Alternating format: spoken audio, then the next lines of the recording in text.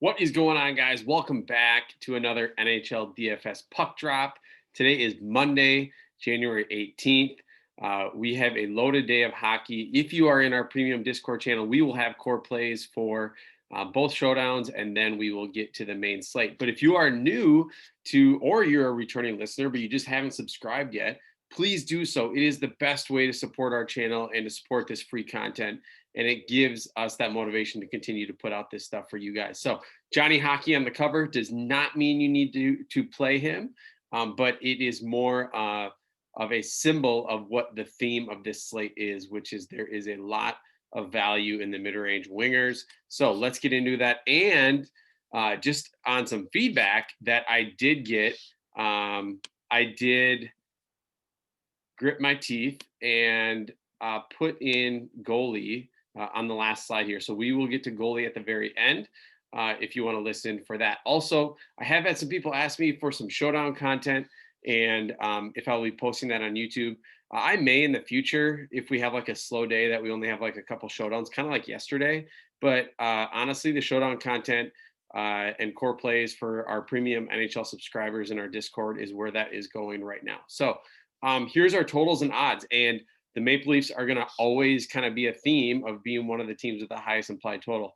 And you'll just notice that that game in general, Winnipeg and Toronto, just is going to have a ton of goals. Over under of 65, or it's not 65, 6.5 goals, with Toronto being a minus 160 favorite and them having the highest implied total at 3.7 goals on this slate. Now, someone might say, how is the Golden Knights minus 200, but they only have a 3.3 implied total? Well, because that game total actually started at 6 goals and now has moved down to 5.5. And they are playing against Arizona. So all those things have to figure into it. So obviously from a DFS perspective, we want to target these games down here at the highest totals and then correlate it with who we think is going to have the highest implied odds.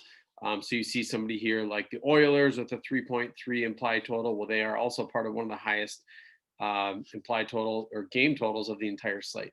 The Blues, on the other hand, minus 175. Actually a 3.5 implied total, and that's mainly because of how bad San Jose's defense has been. But I think they just don't have as many sexy picks on offense. So there's definitely a lot of value with them today, and just their prices I think are pretty depressed. But I don't think that I am super excited to like drive my lines by and builds by the implied totals with St. Louis today. So let's get into the center position, which again is loaded per usual. That's just going to be a theme this year, especially with like Kucherov not out there, at least on slates that he's not there. Obviously Ovi, but then it just, Pasternak is also injured. So some of these studs that we used to pay up for at winger just aren't there. And we're going to see a lot of games in a short amount of time, and Connor McDavid and Austin Matthews are going to be on a lot of them. And they have been almost on every single slate together.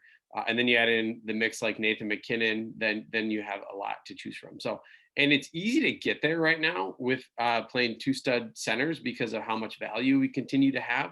And I think that value will dry up eventually, but I think there's definitely times to take advantage of this. So now you have the two best players on the entire slate.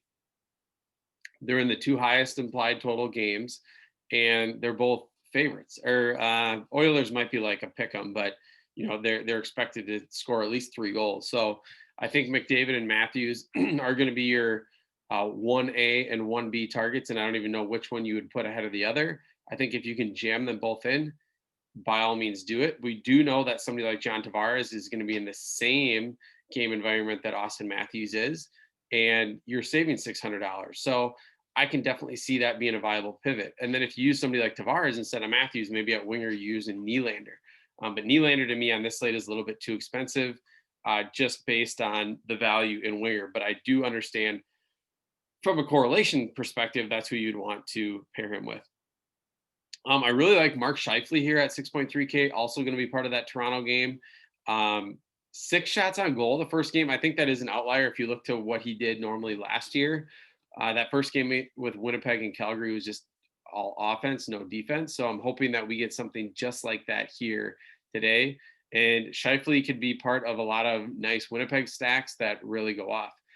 In the mid-range here, Lindholm, 5,700 has been phenomenal. Playing like 20 minutes of ice time. I think has at least a point in every game, either a goal or an assist. Monahan correlates really well with Johnny Gaudreau. Lindholm is gonna correlate with Tkachuk. So just make sure you how you're building that goes that way. And then there's a value winger for each one. Neither great.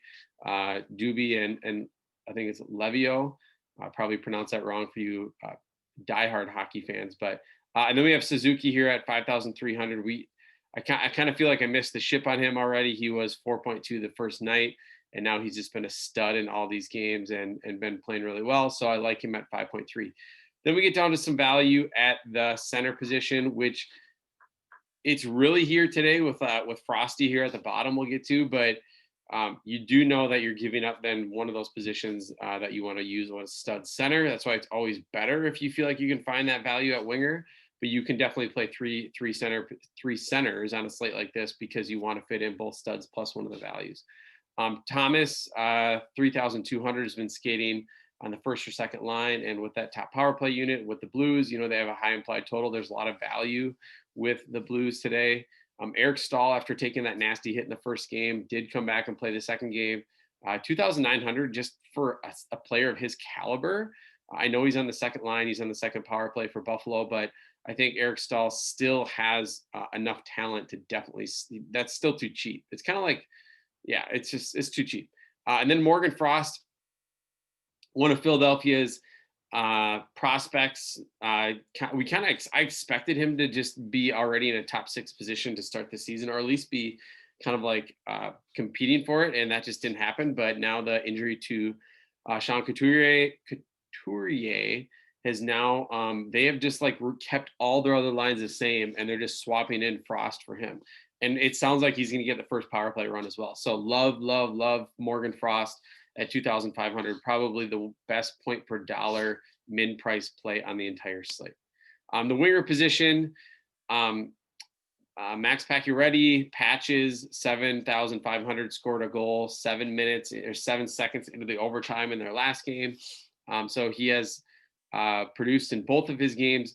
Now, this is where it's going to get difficult for me. Like, I love Max Pacioretty here. I don't love the matchup against, even though they're the highest money line favorite, it's not as expected to be as big of a DFS friendly game against Arizona. So I don't love him at that price because he's just too closely priced to the stud centers that I want to play. Ryan Nugent Hopkins, I still think is overpriced. I think you're just paying for correlation with Connor McDavid. Evander Kane, I think you can make a case for. He's been phenomenal to start the year. He is somebody that is very likely to hit that 5-shot bonus on most of these slates. Mitch Marner, I think is a great correlation play with Austin Matthews. Again, these guys are just going to be tough to get to when I talk about the mid-range, and I can't even like list all the mid-range here. So I have my phone because I'm like, I want to talk about some of the other mid-range that I didn't even have listed here. I should have like flopped the mid-range and stud section today because there's so many mid-range options that are phenomenal that I just didn't leave enough room for in my normal format here. So Patrick Laine and Kevin Fiala both shot on goal machines. Fiala, I think he's had like 5 and 6 in both games, maybe at a 7. So he's hit that shot bonus. He's been in double digits both games, and he hasn't even got on the score sheet. So he hasn't scored a goal. So I think Fiala, again, at 6.6 is phenomenal as well. So mid-range here. So Philip Forsberg at 5.7K against Carolina, not the best matchup, but again, it's like the talent per dollar here is phenomenal. Johnny Gaudreau in a much better matchup at he's actually 5.6K, not 5.5. Sorry about that. But he's cover boy here. He's a phenomenal play, I think, at the mid-range wing position. Then you have Brendan Gallagher, 5.5K. I mean, the guy, again, puts the puck on net a ton, has not got that 5-shot bonus yet this year, but had 2 assists last game. Love him there. Clayton Keller, he's a little bit too expensive, 6.1, but I do like him. He's been great this year. Travis Konechny, 5.3K. Don't have him listed here. Coming off of a hat trick. Blake Wheeler, 5.3K. Jonathan Marchessault, 5.2K. Like, you're just hearing all these. We have Kaprizov at 5,000, which I still don't think is overpriced, even though you're like got him for 2.5 the first slate. if you just watch him, and I watched him because I'm a Wild fan, he's phenomenal. He's great talent. Besser, sorry, 4.9. Ardvinson, 4.8. Perron, 4.8. Jaden Schwartz, 4.7. Like, you can't go wrong in the mid-range here. I don't see how you possibly need to pay up or pay way down, because the value is really not that great. So it kind of depends on who you're going to correlate. Like, if you play Scheifele and you play Wheeler, that's great correlation. Or maybe you go Monahan and Goudreau if you're willing to give up one of those center positions. Or you play Frost, and I think he'll be skating with Konechny. That's a great pairing as well. So the value here, Braden Shen, 3,600. Never been a super high floor player, but definitely in a matchup where they're the second biggest favorite, second highest implied total, 3,600. Somebody who's playing like 20 minutes of ice time. I think it's just a matter of time before he gets a goal or an assist and is part of that. Riley Smith, 3,600 for Vegas. Still has had that same role with Carlson and Marchessault. Now that they kind of gave way as not being like the leaders of the offense, that's more now on Patches and Stone. But that second line with Carlson, Marchessault, and Riley Smith still play together on the power play and even strength and have good correlation.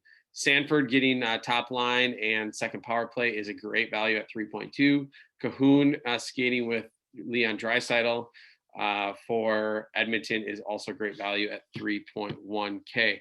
I probably did miss a couple other guys here just because, again, I didn't have enough room. There's a lot of value. I think Cousins for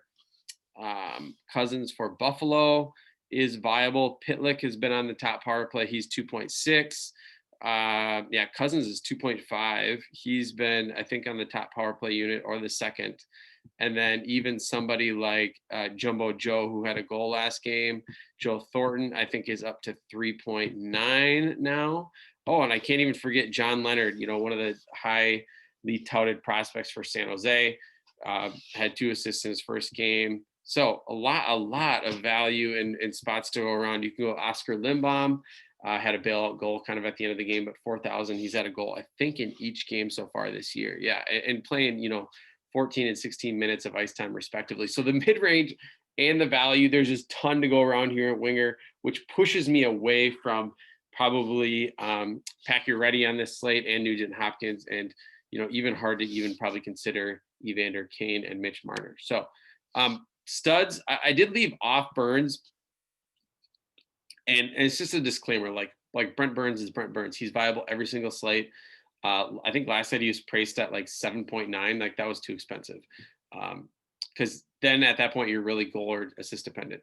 But I think, he's 7.2 here. He obviously has not seen, this kind of happened last year. Like, he struggled and then his price got down to like 6K, 6.5K. Then he was like 100% owned every slate because he was, then getting the double bonus every slate. So right now I'm going to take the wait and see. He's at 7.2 in not the best matchup with St. Louis. I'd prefer Roman Josi at 7,000, who's been phenomenal this year. Not the best matchup against Carolina, but just overall just been a great DFS asset. Shea Theodore and Alex Pietrangelo are going to continue to be priced really closely together. They're going to perform really close. They're always going to project really similarly. Excuse me. So I don't really have a preference between the two, but both are in play. Mark Giordano is a great correlation play with somebody like Monahan and Goudreau, or anybody that's going to be on that top power play unit for Calgary. Dougie Hamilton, 6K. We saw him 7K the first slate. Again, somebody that is kind of just like hasn't performed like he should, but that's kind of Carolina as a whole. They've had some really great spots where they just put a ton of high danger chances on goal, but just didn't convert. So I think Dougie Hamilton will get some positive regression here, and we'll see him perform well. Petrie's been amazing at 5,600 and did been a lot of part of Montreal's early success this year. So love him at 5,600. Also love Dumba at 4.9. And again, this isn't trying not to be a biased Wild fan, but he absolutely is looking to shoot all the time. And on the power play, he's not playing the blue line. He's up on the wing. They have Spurgeon or Suter out there with him. So he's all the way up on the wing. So he actually has really good goal equity. And we saw him score the goal the last game. He actually had one that ringed off the post in the first game.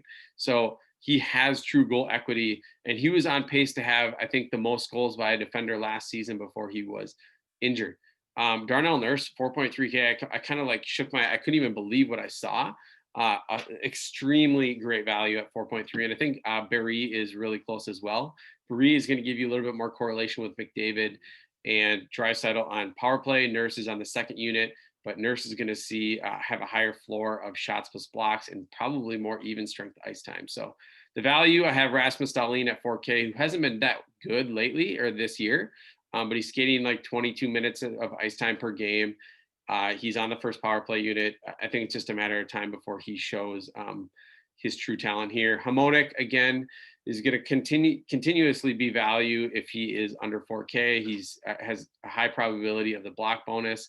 Last game, he even saw more than 20 minutes of ice time. So that's a good kind of projection going forward to seeing something like that out of him. Spurgeon, way too cheap at 3.7, is on the ice, 23 to 24 minutes.